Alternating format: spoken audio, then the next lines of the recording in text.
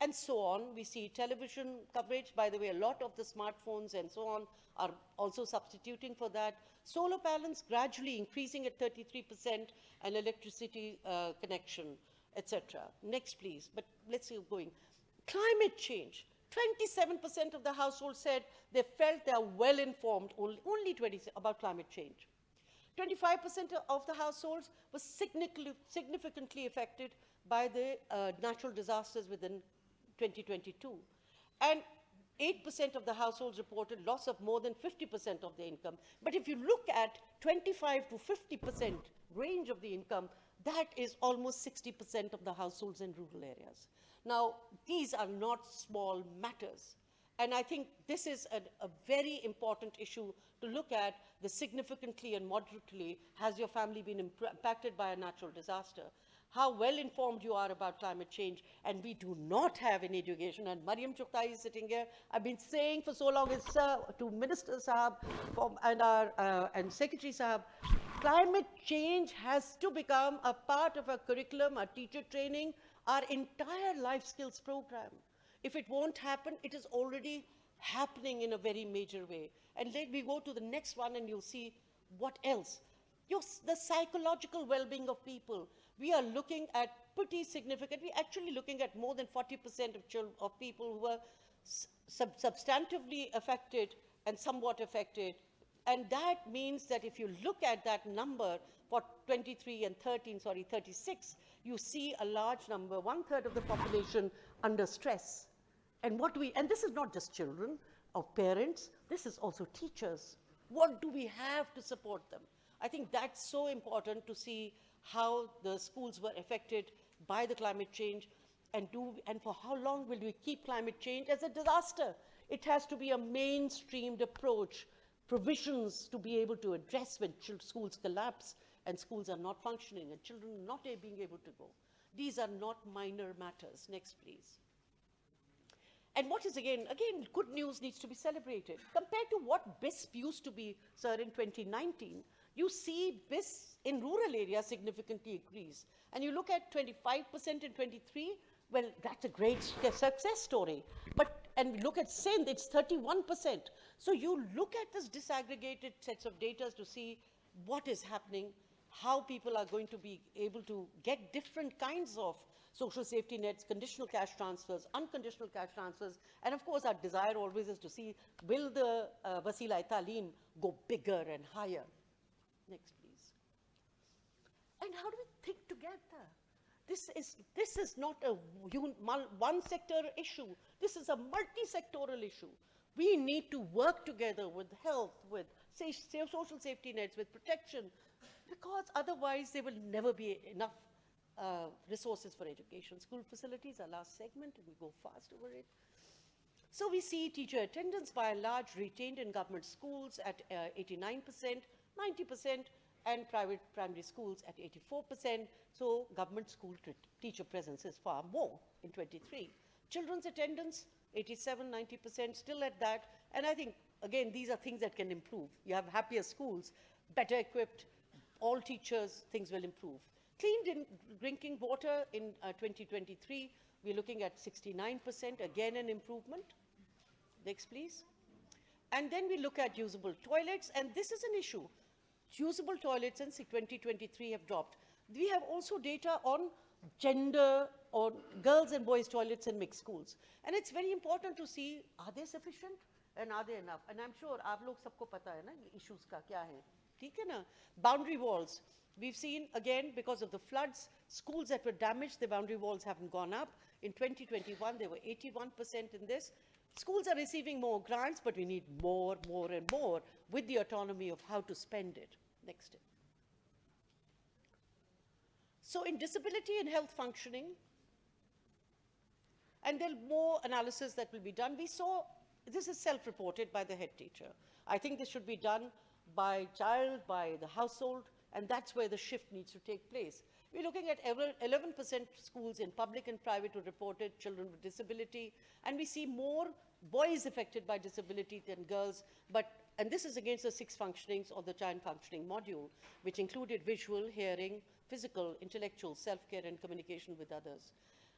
And similarly, we asked parents about the vaccinations. 52% of the children received all 5. 11% had received none. There are others, and that you can have a look at it. But our concern is also that we had 34%, those who had the vaccination, only 34% did not have, 34% did not have the vaccination cards. And these are big challenges. And of course, with that comes the challenge of birth registration. I'm looking at Aisha Raza Farooq, who's really the watchdog on child rights in Pakistan, that how do we push for better birth registration, better coverage and immunization, because a healthy child, if it's not there, a child malnourished, a child who doesn't have a bay form, that's where the challenge is. Maybe our enrollment gap would reduce even more if our bay form registration card was available within 2 weeks of the child being born, or within 48 hours of the child being born. Why not in Pakistan? Next, please. And that comes to, we come to the end of this, but nothing of this would have been possible. We had 10,000 plus volunteers, educated, enumerators, National Commission for Human Development, and our partner is just there. We did the largest chunk, and I want to let you know that the NCHD has been our anchor partner since we started in 2009. And this means that this survey builds capacity, and we had all the other organizations who are listed out. So a big round of applause for these people of Pakistan for doing this, for everyone who must take the right decisions. The people of Pakistan are on the move. They are improving. If you looked at the learning levels, by the way, from 2014 to 19, you see big changes. You see big learning jumps of 13 to 15%. And then came COVID. We have to pick that up. Similarly for enrollment, 77% in 2012. Now we see them in 88%. These are not small matters. People are saying something. The government is doing something. We need to do a lot more. Thank you, ladies and gentlemen. I'm going to just steal about 5 minutes. I know Joe has to get to EAD and we have to speak, but we have these amazing, wonderful champions of education. Aao samne. They have a message to give, and these are our new ASER recruits. So, from the Federal Directorate of Schools, please. Apna naam bol dijiye. Assalamu alaikum. My name is Nurulain. I'm from ICGF 62. So today is our day. It's International Women's Day, and we demand equal rights for girls. And we are the ambassador of ASER. So as we all know that education is an important part, and that it is important for girls to go to school and play their role, because after all, we are the nation of today and tomorrow. And we have to support them so that our economies can grow and that we can also play our part in nation building. Thank you. Thank you. These are children from grade 4. That was our young adult going on to grade 11. Assalamu alaikum. As students of Islamabad Capital Territory on this International Women's Day 2024, we appreciate the powerful evidence shown by ASER National 2023 data, appreciating the narrowing of gender gaps. We demand that all of students of Pakistan deserve urgent action now to improve their foundational learning in literacy and numeracy, without which they cannot have a strong base for lifelong learning. Ladies and gentlemen, this is not a privilege but a fundamental right for all of us, as clearly established in Article 25A and Sustainable Development Goal number 4. Without education and learning for all, there cannot be success in achieving all other 16 sustainable goals. We are the real life symbol of that anchor learning as young girl child, citizens, and demand this minimum fundamental right backed by resources from all political parties and government. All means all. Thank you.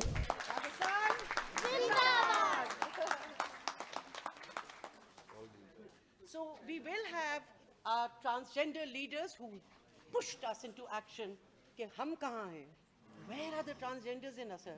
So they'll speak a bit later, and because I know that we have press for time, अगर हम आपसे अभी बात करवाएंगे और फिर ठीक है ना, but बहुत बहुत शुक्रिया आपके आने का, and we will हमारे मसले भी आप बिल्कुल अभी आप हम बोलेंगे.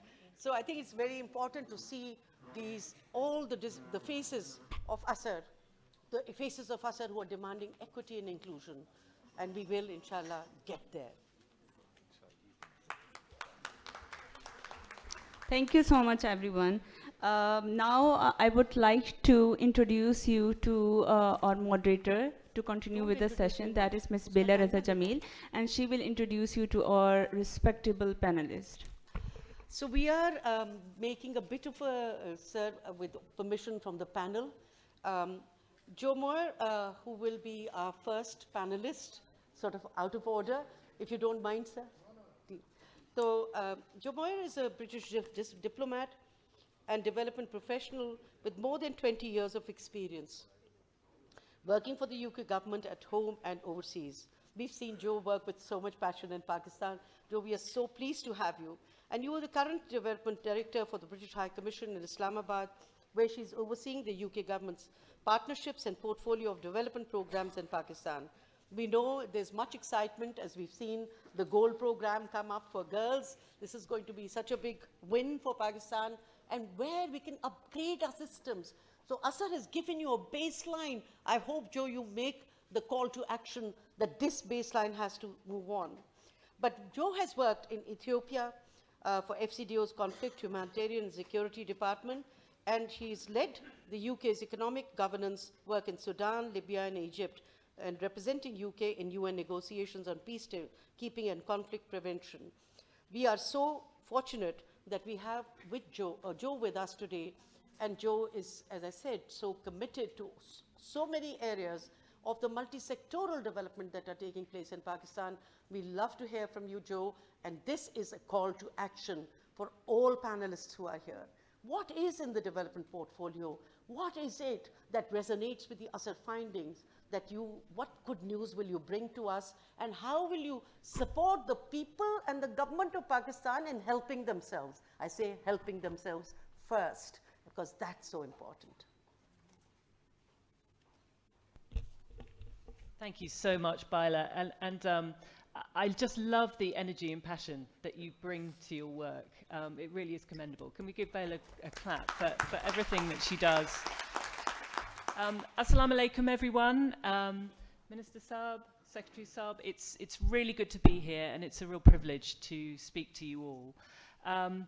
The ASER report is of fundamental importance to improving education in Pakistan, and that's why the UK has been supporting the report since 2012, most recently through our DARE programme, which is the Data and Research in Education programme, and many of you will be partnering with us on that programme. And it's such an important report because, as I say to the team, and as they're probably sick of hearing from me, you can't manage what you can't measure. So data is incredibly powerful. I agree with Kazim Saab, you know, data for action. We don't just collect this data to admire the problem. We collect it because it spurs us onto action. It helps us formulate the policies and the innovations that will make a difference and you know, bring more access to learning and bring more quality of learning. I just want to make a few observations about what we see in the data of this year's report.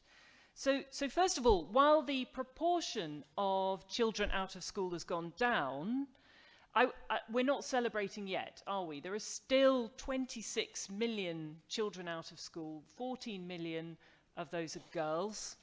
And this is a tragedy. Unfortunately, it's one statistic where Pakistan is a world leader.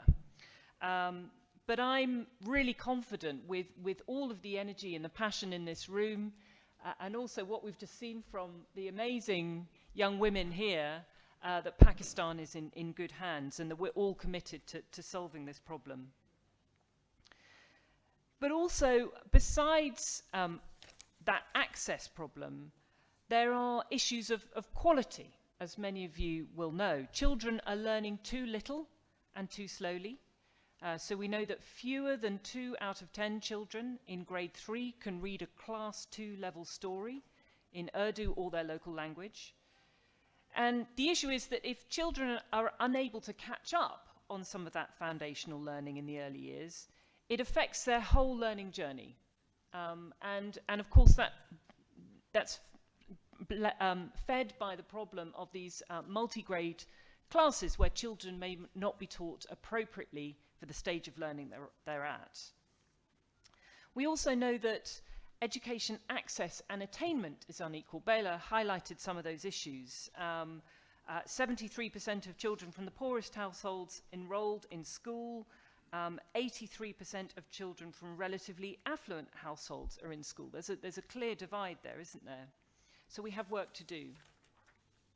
But the issue that I really want to highlight on this International Women's Day is 12 years of quality education for girls. And those of you who've followed UK development policy, you'll know that this has been a recurring priority for us. And while we will have elections in the UK this year, I don't see this priority going anywhere. I think girls' education will remain a huge priority for the UK development programme globally and for our partnership here in Pakistan.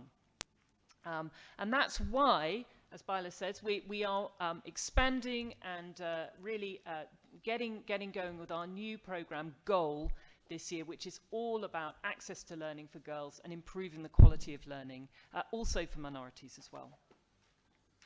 So on this International Women's Day, I really want us to commit to take actions that will get more girls learning and really reaffirming here the UK's commitment to that goal. I want to end with just three issues that we are really focusing on in our programming, and that I hope we will be able to partner with you and join hands with you on. So firstly, as I've already said, education data is an incredibly powerful tool, and we're seeing evidence of that today. So I hope that going forward we can work with all of you on a more in-depth analysis of both the ASER, the ASER, and the NAT, the National Achievement Test, which was shared last week, as many of you will know, because that is what informs targeted interventions to tackle Pakistan's access and learning challenges. And through DARE, our Data and Research for Education programme, we have technical assistance on offer to support government in those areas. Secondly, foundational learning. So that's the acquisition of basic literacy, numeracy, and, let's not forget, socio-emotional skills. It's the essential building block needed to make progress in school and move on to attain those higher order skills and really reap the rewards of education. So I really hope that we can partner with all of you to focus on improved teaching and learning in the early grades and appropriate learning for children. We saw in the floods some children going to school for the first time through our programming, and they made amazing strides in catching up because they were being taught at the appropriate level. So getting that foundational learning right, teaching those early years and teaching appropriately for where children are at, incredibly important. And we commit through our programs to continue a big focus on that. And finally, can I talk about money? So as the new government considers budgets for the next financial year, it's clear that despite all the macroeconomic pressures, and believe me, I know about those, that's the other half of my job, there is a need for increased education financing and also better allocation and use of those financing. That's where the data comes in. That's what helps you target the money to those interventions that will provide best value. So investing in smart buys that are cost effective to improve learning and targeting resources is really important, and particularly those interventions that can reach the most marginalised. So again, another plug for the data here in ASER that will really support those efforts to target finances. So in the end, let me congratulate the ITA team and all the volunteers who've taken part in completing the survey. This was a gigantic effort, and I think the most comprehensive to date. Am I right? So the onus is on all of us now to take this forward and to use this amazing baseline data that we have. Thank you very much. Thank you very much, Joe. And just to remind that FCDO has been a steadfast supporter of ASER for a long time, and we are so thankful to that support along with UNICEF and BSO. And also wanted to share that on coming up with a one learning tool, hopefully, with Site Savers and BSO, we will be going ahead, ITA and the Pakistan Institute of Education and the Federal Board, जो हमारा वादा था कि हम लोग एक single tool के पर आएंगे, so that one tool will measure foundational learning for Pakistan for everyone. So there is no question of any variations, and we can report boldly on that data set to the world. But thank you so much. Can we just all rise? Minister Saab, we have, as you know, we have, of course, with us our former minister, the Honorable Rana Tanveer Hussain Sahab with us, who's been such a big supporter for early years, for education and everyone. But also we have Ghulam Shehzad Agha Sahab, the Minister for Gilgit-Baltistan, who's here, and a very welcome guest here too. There will be the ASER launch in GB as well. Can we all rise and launch the ASER report, sir? You all have the ASER report. You can just hold that, and our ministers can say, we declare it launched. And I want all our children to be here and our transgender friends. Please आप आगे आइए और अपनी report पकड़ें. सब लोग पकड़ें. We want the kids. And वो बच्चे उधर बीच में चले जाओ. सर के साथ जाओ. वहाँ पे जाओ. हाँ, मैम आयशा के साथ जाओ. Let the girls, let the kids take over.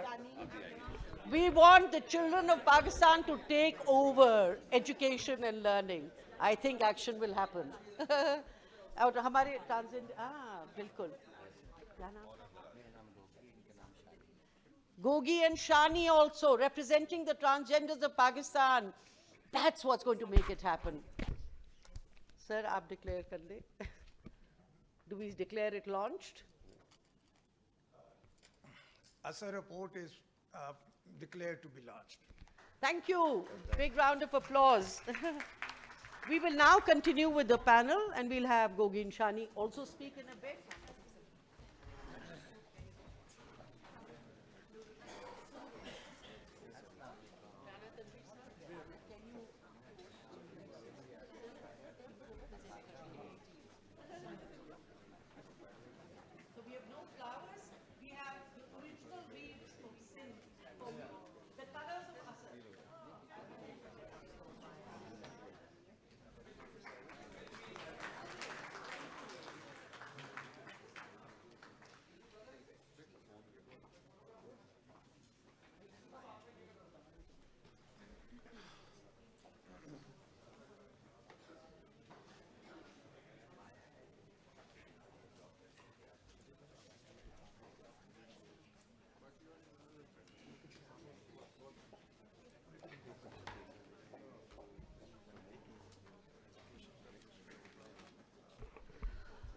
We are now beginning the panel, well, we began the panel discussion, but we are now going to restart it with the other members over here.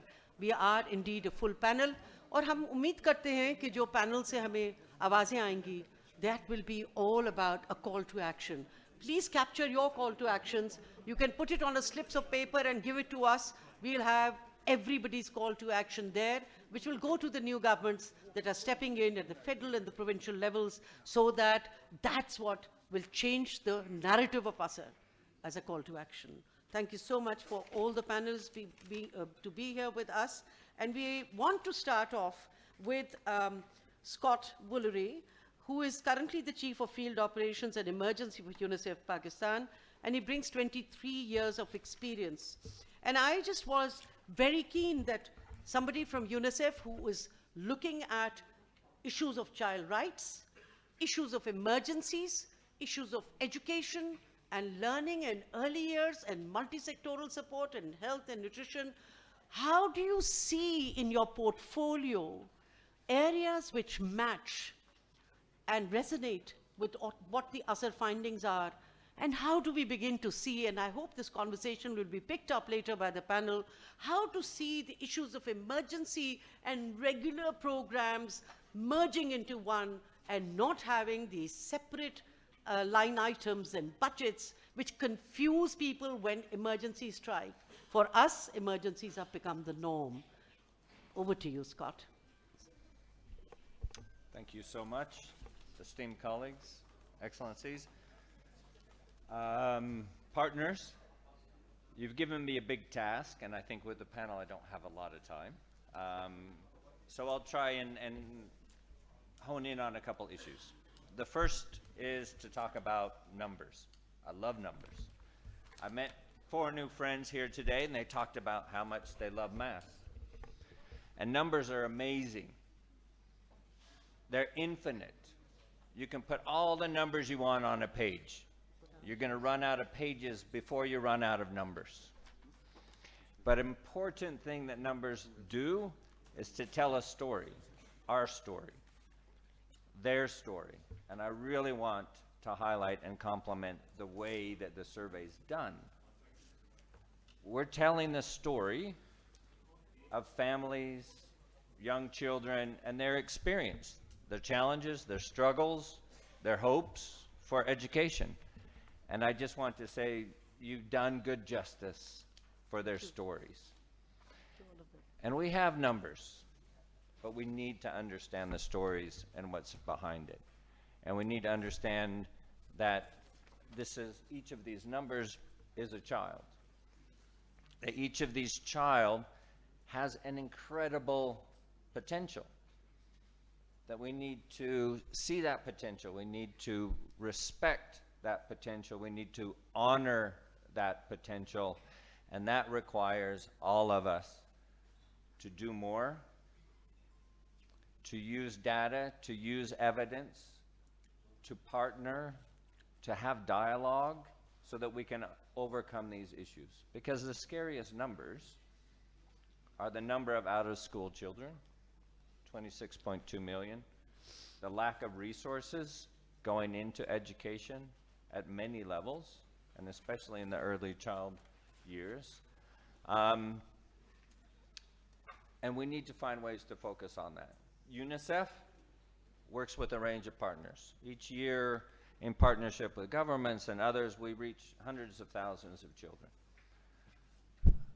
In emergencies, in programming, early child education, foundational learning, remedial learning, trying to fix the gaps. We have alternative, we have accelerated learning.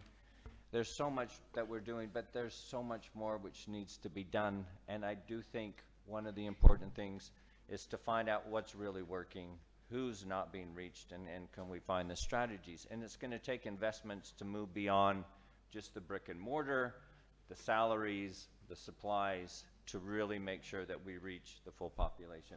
Again, our transgender community, the progress which has been made in that is from very specific investments to address a very specific need. So, in being brief, I just want to thank you for the opportunity today. I want to acknowledge all the work which has come into this and to really highlight that it tells a story. It tells a story of some significant progress, but a significant need to invest and to work together to address this. Thank you very much. Thank you very much. Remember, the call to action is, remember, behind every child who's not learning or not in school, there's a child. That child has a story to tell. We need to look at data for action. Thank you, Scott. And we'd like to move on to my wonderful colleague and a very activist, I think, DG of the Pakistan Institute of Education, Dr. Shahid Saroya. He is been working like leaps and bounds with his team to showcase what the ministry can do when it decides that this action is needed. Of course, there are leaders behind that as well. But with over 20 years of experience in education and research, Dr. Shahid has a proven record of academic leadership, governance, and administration.